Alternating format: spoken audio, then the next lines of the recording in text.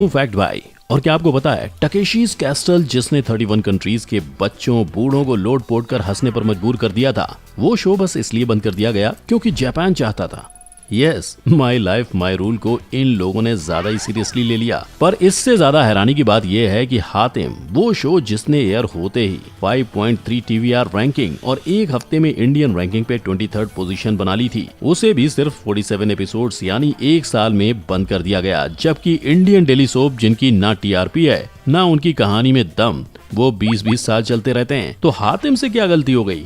हातिम की गलती से पहले ये सुनो कि कैमरे की आंखों से लोगों को नकली भूत दिखाते दिखाते असल भूत से पड़ गया था पाला।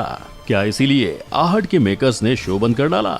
जानने के लिए let's begin. Number 1, Takeshi's castle. क्यों भाई, और अब वो क्यों? साल 2015 से पोगो चैनल पे एयर हुआ ये शो जापानीज का ऐसा गेम शो था जिसे मिलिट्री ट्रेनिंग के बराबर कंसीडर किया गया था। और जैसे कि आपने सुना, भारत में इस शो को खुद जावेद जाफरी ने वॉइस ओवर किया था और जावेद के कमेंट्री और जोक्स की वजह से इस शो ने काफी पॉपुलैरिटी गेन की। पर पर्दे के पीछे इस शो के लिए बेचारे जावेद ने काफी कुछ सहा है। द प्रिंट को इंटरव्यू देते वक्त जावेद ने बताया था कि उन्होंने टकेशीज कैसल के 150 एपिसोड्स वॉइस ओवर किए थे, जिसके लिए शुरुआत में उन्हें काफी कम पेमेंट दी जा रही थी। पर क्योंकि उनको वो प्रोजेक्ट मजेदार लगा इसलिए उन्होंने कुछ नहीं बोला।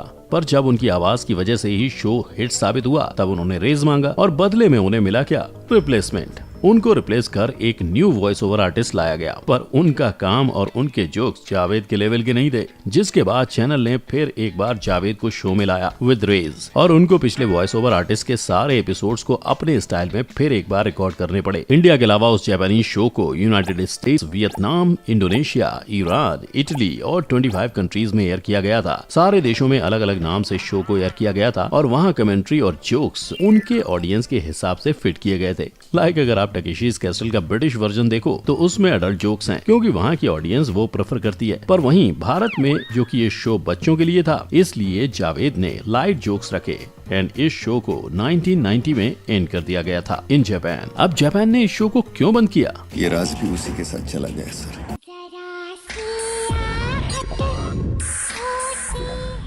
कैमरे की आंखों से लोगों को नकली भूत दिखाते दिखाते असल भूत से पड़ गया था पाला। क्या इसीलिए मेकर्स ने शो बंद कर डाला? Let's see. तो बात ऐसी है कि 1995 से 2015 तक चला सोनी टीवी का most popular thriller horror show आहट। कहने को तो रील था, पर लोगों को असली हॉरर महसूस करवाने के लिए इसकी cast and crew real location shoot कर रही थी। जैसे सीजन 5 के एक शूट के लिए वो पुणे के निघोज गाँव पहुंची थी, जहां एक 11 साल के लड़के ओम की कहानी शूट हो रही थी, जिसे एक अनजान आदमी की परछाई नजर आती थी और शायद उसी परछाई ने ओम के नौकर और केयरटेकर को मार डाला। कहने को तो ये रियल शूटिंग थी, पर एक रात पैकअप के बाद एक क्रू मेंबर को सच में अजीब आवाजें सुनाई दी और अंधेरे में घूमती हुई परछाई भी नजर आई। अब ऐसा हो सकता है कि किसी ने उसके साथ मजाक किया हो, पर गाँव वालों के मुताबिक आहट का क्रू जिस जगह शूट कर रहा था वो जगह हॉन्टेड थी। यस, पर अफसोस इस शो के मेकर्स ने हॉन्टेड हादसे से डर कर नहीं, शो की घटती हुई TRP के घन चक्कर में शो को बंद किया था। वो TRP जो पहले और चौथे सीजन को तो मिली थी, पर 2, 3, 5 और 6 सारे ही सीजन में एवरेज से भी नीचे गिरी हुई थी। शो के आखिरी सीजन को इंडिया टीवी की विनीता कुमार और हिंदुस्तान टाइम्स की श्वेता कौशल ने तो सिर्फ 2 रेटिंग्स दिए थे। Number 3, CID। और यही ACP प्रद्युमन इस बात का पता नहीं लगा पाए कि आखिर उन्हीं के शो के साथ ऐसी कौन सी गड़बड़ हो गई थी कि उसको बंद कर दिया गया। 1998 से शुरू हुए इस डिटेक्टिव थ्रिलर शो ने 90s के हर बच्चे को टीवी के साथ ऐसे चिपका दिया था मानो फेविकोल का मजबूत जोड़ हो। केसेस की मिस्ट्री से लेके फेडरिक्स, पंकज के जोक्स और दया के दरवाजे तोड़ने से लेकर अभिजीत और डॉक्टर तारिका की, सब ने मिलकर शो पे 4 चांद लगा दिए थे। पर फिर अचानक से ही साल 2018 में शो को बंद कर दिया गया। इस विषय पे जब ACP साहब यानी शिवाजी सातम को पूछा गया, तब उन्होंने बताया कि जब वो फ्राइडे को सेट पे पहुंचे तब उनको न्यूज मिली थी कि मंडे को एयर होने वाला एपिसोड शो का लास्ट एपिसोड होगा और उसी के साथ CID पे फुल स्टॉप लग जाएगा। यहाँ ताज्जुब की बात तो ये थी कि खुद CID के प्रोड्यूसर भी कुछ नहीं जानते थे, क्योंकि पूरा फैसला अकेले चैनल का था, जिसके बारे में शिवाजी सातम का कहना है उनको हिंट्स 1 साल पहले से ही मिलने लगी थी। A few months or a year, slowly there was just a feeling that we were being, pushed back. क्योंकि साल 2017 से शो को 10 बजे से 10:30 बजे किया गया था और फिर 10:30 से 10:40 किया। उसके बाद 11 PM कर CID को लेट नाइट शो बना दिया था। इससे हुआ ये कि व्यूअर्स घटते गए, TRP गिरती गई और फिर शो और हमारे खुशियों पे फुल स्टॉप लगा दिया गया। नंबर 4, शाका लाका बूम बूम।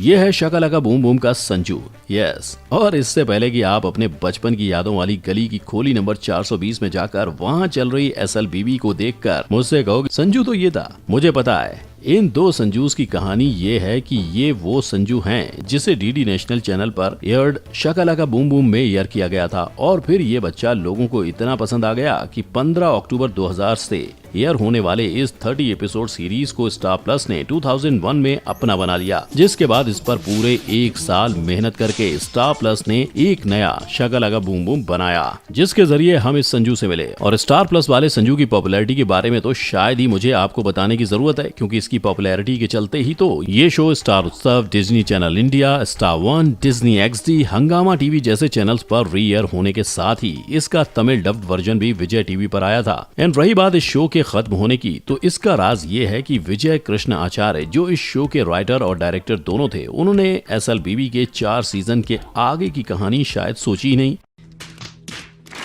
इसीलिए फर्स्ट सीजन में संजू और पेंसिल, सेकेंड सीजन में झुमरू, थर्ड सीजन में संजू, शान एंड मैजिक स्कूल, जादू, हाई और फोर्थ सीजन में 2022 के टाइम ट्रेवल की कहानी खत्म करके ही शाका लाका बूम बूम की कहानी भी खत्म हो गई। और अगर आप इस कहानी को एक बार फिर देखना चाहते हो तो डिज्नी प्लस हॉटस्टार पर आपको इसके 3 सीजन मिल जाएंगे। नंबर 5, हातिम।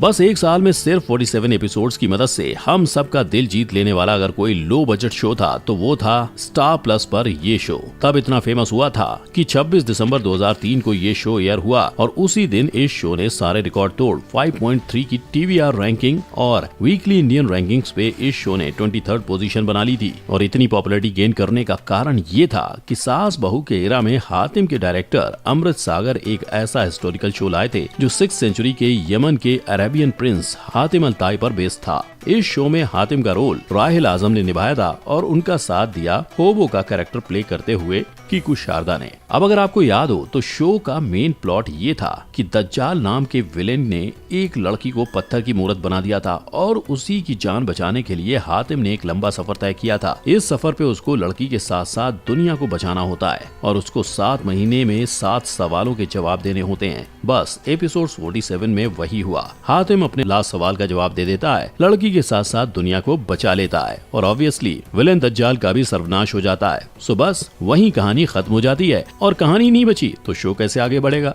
तो बस 12 नवंबर 2004 को शो का भी वही हो जाता है। टाटा बाय बाय, खत्म। नंबर 6, सोनपरी। इस टाइटल ट्रैक को 90s के किड्स ने गला फाड़ फाड़ के नहीं गाया तो उन्होंने क्या खाक बचपन जिया। पर the whole country of the system ये है कि शायद ही किसी ने ध्यान दिया कि आखिर ये शो टीवी से कहां बट लिया है ना।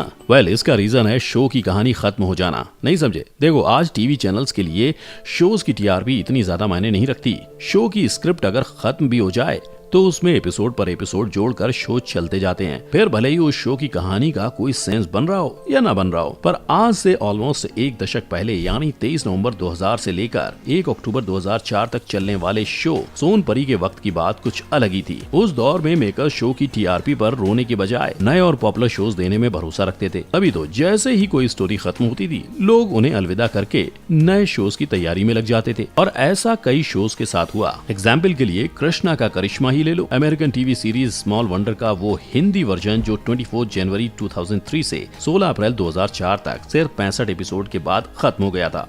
अगर शो के मेकर्स चाहते तो वो साइबर किड करिश्मा के पॉपुलर शो को TRP के लिए खींचते रहते, पर नहीं, 65 एपिसोड्स एंड कहानी खत्म। और फैक्ट भाई तो यही कहेगा कि एक ही सीन को 1 महीने तक खींचने वाले डेली सोप वालों को इन पुराने शो से कुछ सीखना चाहिए, है ना। आपका इसके बारे में क्या कहना है? और इसके अलावा आपको ऐसे कौन से शोज के नाम पता है जो हमारे इस वीडियो की कहानी की तरह ही 20 सफर में खत्म हो गए? अपना जवाब आप कमेंट सेक्शन में दे सकते हैं। वीडियो को लाइक, शेयर और मेरे चैनल को सब्सक्राइब करो। फिर मिलेंगे, तब तक